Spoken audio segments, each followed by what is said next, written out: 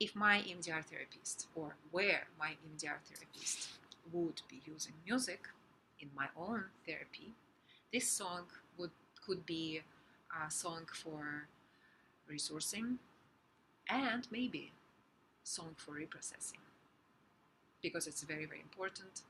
It is from my culture, from my home country, or from country of origin, Belarus. And uses of music can vary among the professions.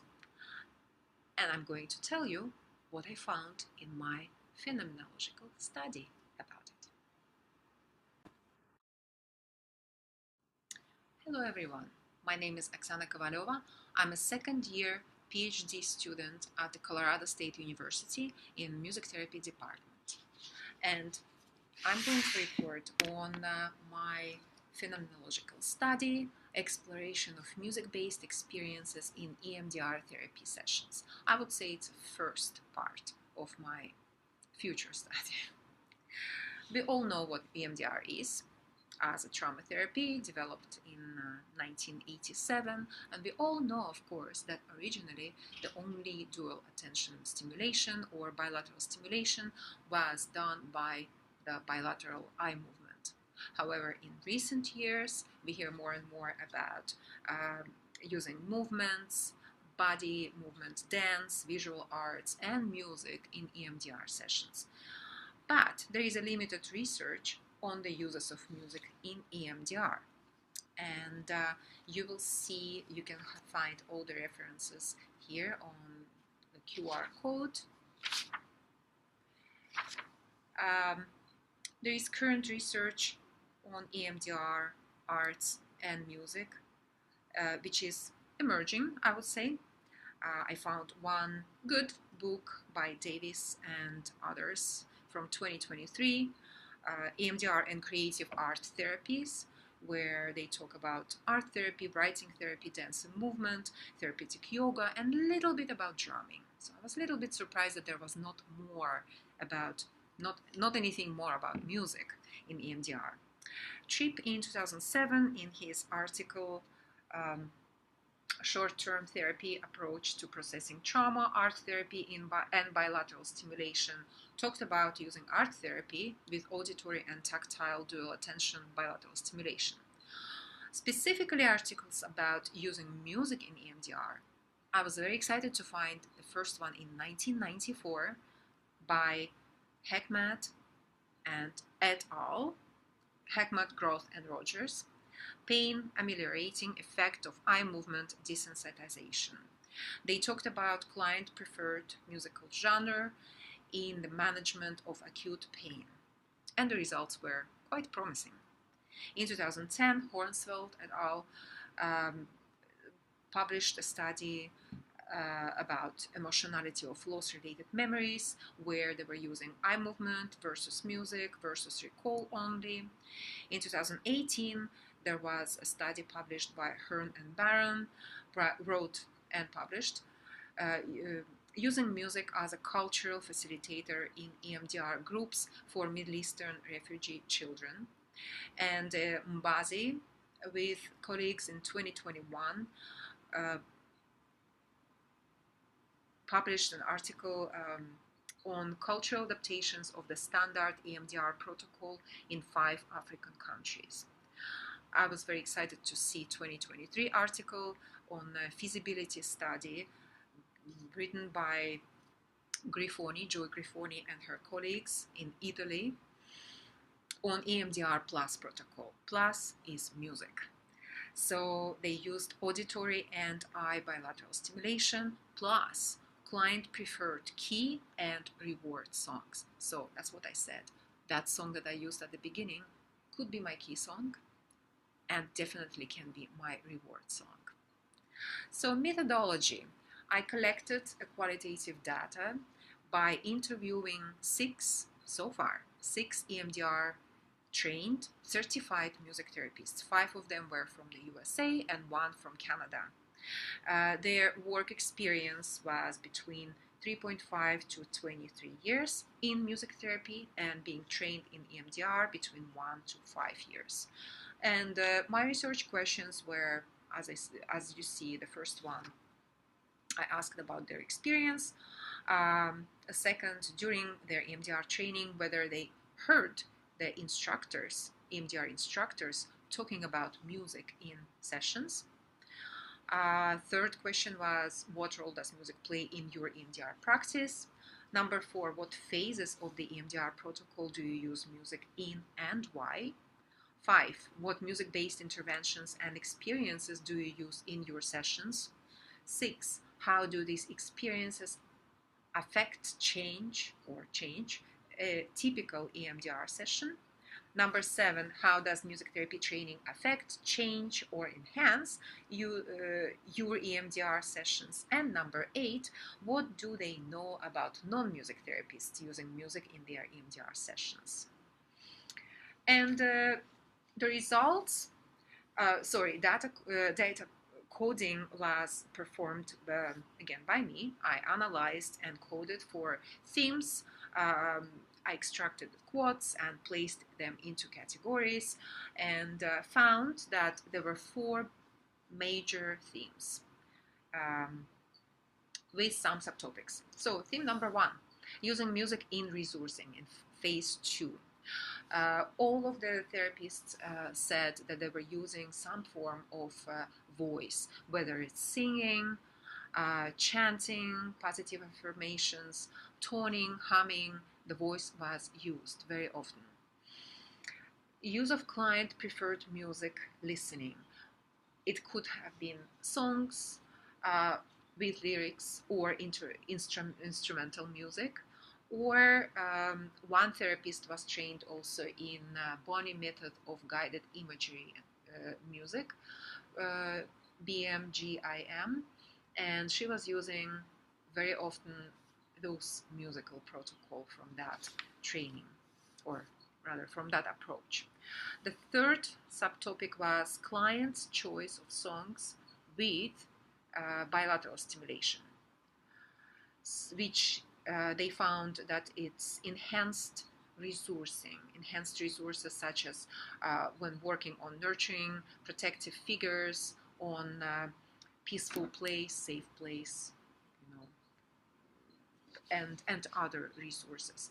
And the fourth theme or sub-theme was therapist improvisation. One therapist used her music skills, improvising on guitar and or piano, mostly major chord progressions, simple, with some dissonances, some minor keys, but mostly it was light and simple improvisation. A second theme was music for desensitization, phases 3 through 7. And here I found that musical improvisation was used a lot, plus bilateral stimulation, music cueing of every set as a start and stop, which is very easy to do, right? While music plays, client sits and does the bilateral stimulation, whatever stimulation they chose to do. And when music stops, that's a cue for the client to take a deep breath and reprocess. Pre-recorded music listening, as I said, GIM music or client preferred, and movement to music, recorded or improvised music, where again music provided this musical cueing. Third theme was unique effects of music for EMDR, and here's what they found, or what I found from their responses. The first subtopic was support and safety. Music provided grounding, comfort, regulation, support, safer environment, and automatic rapport building between a client and the therapist. More efficient reprocessing. They all found that with music, the clients went into a faster activation, but in a safer manner. Less time was spent in reprocessing, and music added grounding and soothing in the reprocessing phase. Deeper level of experience. Music provided permission to release emotions, uh, promotion of emotional and physical movement, power to shift, right? Music can shift our mood, can shift how we feel, what we think. So shifting when it's needed, and deepening adaptive information. And the fourth is importance of music therapy training. Of course, music therapists, as music therapists, we do believe that it is very important to at least know and have a little bit of music training. And specifically for music therapy, they found that only 1 out of 5 said that they didn't see any really difference between being trained in music therapy or not being trained. But again, this was the least experienced music therapist. Others said that they had more tools and ideas about instruments use, voice, recorded versus live music. They had more creativity and flexibility. They think that they had more creativity, flexibility in sessions, because we as music therapists are trained to think outside the box all the time and being very, very flexible in session. Integration of knowledge, including neuroscience of music, benefits of music, and safe uses of music, because music can be very powerful in a negative way. And of course, importance of appropriateness, right equipment, good quality equipment, instruments, sound equipment, volume, dynamics, timbres, modes, and other elements of music in how they used it in sessions. So as conclusions, music can be important component of EMDR, all EMDR phases. More research is needed on clients' experiences with music versus without music. That would be really interesting to know. Research is needed on how music affects the brain during EMDR sessions, and possibility of music-specific training for non-music therapists to broaden their horizons, to open up more opportunities, because it is so powerful. And I read you a few quotes. One participant said, for more of my clients that have severe trauma, asking them to play instrument puts them into a stress response, maybe even more so for the ones that are musicians, because then it goes cognitive, like, am I playing it right? Another participant said, during their reprocessing desensitization phase, we were doing processing of an image that came, and she wanted to, client, visualize herself walking away from the car and getting out of that car. It was about car accident. And this really like empowering song that was like very rhythmic, kind of like you could walk to it. So rather than doing the tapping, I had her imagine that child herself getting out of the car and walking away to the rhythm of the song. So we listened to it, and she did the bilateral stimulation while listening to the song with her feet and feel the movement of walking. Another participant said, I know how music affects the brain.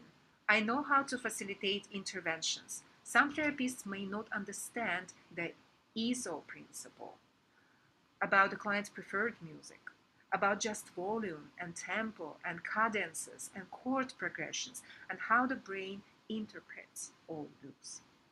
And the last one, what I've done is I've helped them put that into music while they're using the bilateral stimulation, helping them come up with the melody to go with their positive cognition and integrate it that way, helping them to really empower that message and integrate it further. So creating some powerful chant out of positive cognition message or adaptive information, right?